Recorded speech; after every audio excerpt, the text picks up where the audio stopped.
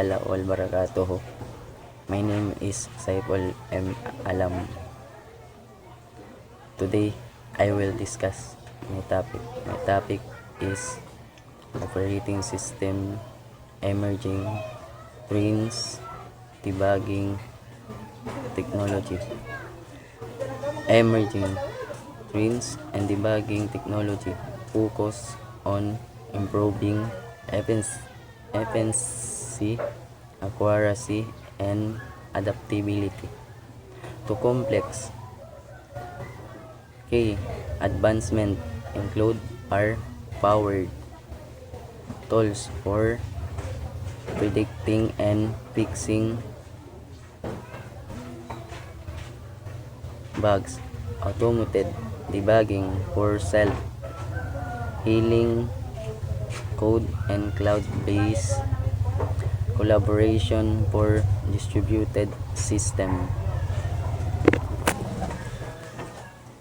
Importance of emerging trends and debugging system.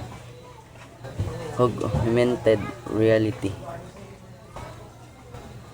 AR tools for debugging allow developers to visualize and interact with system data or code execution in a physical or 3D environment.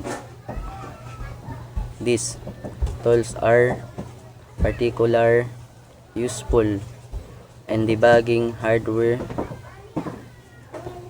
that and device system with physical interface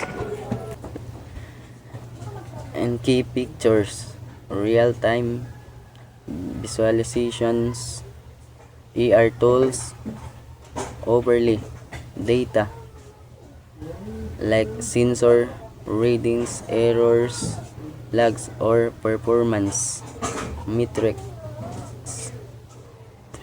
onto physical device or environments. Number 2, interactive debugging.